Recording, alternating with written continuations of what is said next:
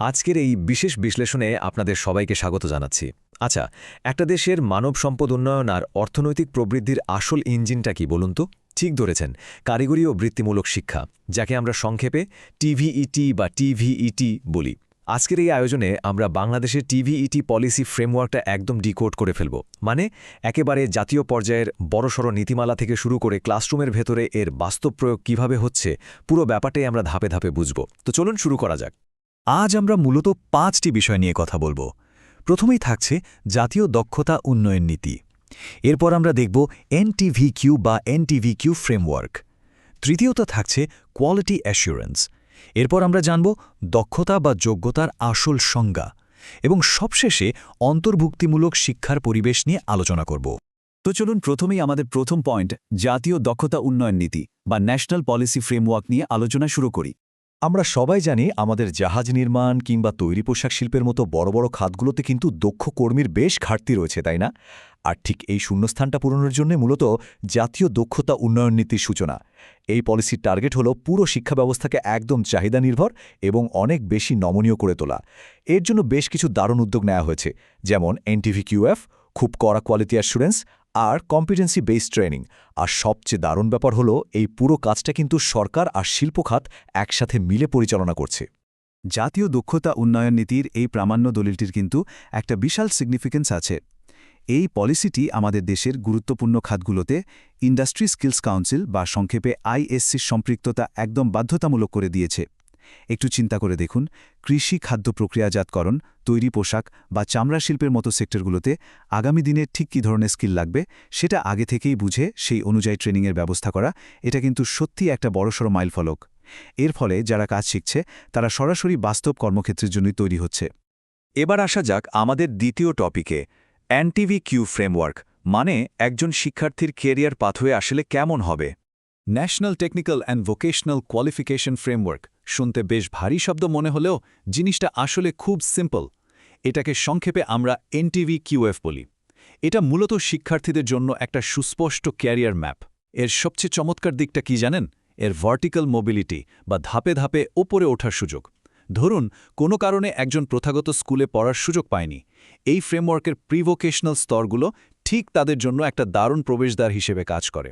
মানে একদম zero level থেকে শুরু করে একজন শিক্ষার্থী ধাপে ধাপে এনটিভিকিউ লেভেল 6 অর্থাৎ একেবারে ডিপ্লোমা ইন ইঞ্জিনিয়ারিং পর্যন্ত পৌঁছে যেতে পারে। কি দারুণ একটা সুযোগ, তাই না?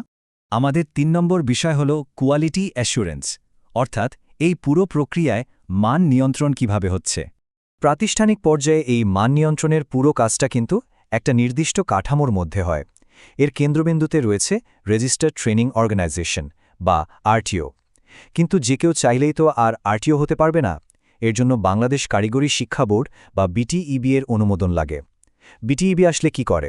তারা নিশ্চিত করে যে এখান থেকে স্কিল শিখে বের হওয়া কাউকে যে সনদ বা সার্টিফিকেটটা দেওয়া হচ্ছে সেটা যেন সারা দেশের সব নিয়োগকর্তার কাছে সমানভাবে গ্রহণযোগ্য আর বিশ্বাসযোগ্য হয়। সোজা কথায় কোয়ালিটি নিয়ে কোনো আপোষ নেই। আচ্ছা, এতক্ষণ তো আমরা বেশ কিছু ভারী ভারী ফ্রেমওয়ার্ক আর পলিসি নিয়ে কথা বললাম। এবার একটু থেমে একটা ছোট্ট নলেজ চেক করা যাক। টিভিটি ইকোসিস্টেমের একদম বেসিক একটা কনসেপ্ট নিয়ে ভাবুন তো। আমরা প্রায়ই স্কিল আর কম্পিটেন্সি শব্দ দুটো ব্যবহার করি, কিন্তু একটা স্কিল বা দক্ষতা এবং একটি কম্পিটেন্সি বা যোগ্যতা মধ্যে ঠিক পার্থক্যটা কোথায় একটু ভেবে দেখুন তো। বিষয়টা আসলে বেশ ইন্টারেস্টিং। স্কিল বা দক্ষতা হলো কোনো একটা কাজ স্রেফ হাতে কলমে বা শারীরিকভাবে করতে পারার সক্ষমতা। কিন্তু এটা পুরো ছবির মাত্র একটা অংশ। ধরুন একজন কর্মীর খুব চমৎকার ওয়েল্ডিং করার স্কিল আছে, তার মানে সে খুব ভালো ওয়েল্ডিং করতে পারে। কিন্তু কর্মক্ষেত্রে সুরক্ষা বা সেফটি সম্পর্কে যদি তার সঠিক জ্ঞান না থাকে অথবা কাজের প্রতি তার যদি পেশাদার দৃষ্টিভঙ্গি না থাকে, তাহলে কিন্তু তাকে কোনোভাবেই সম্পূর্ণ কম্পিটেন্ট বা যোগ্য বলা যাবে না।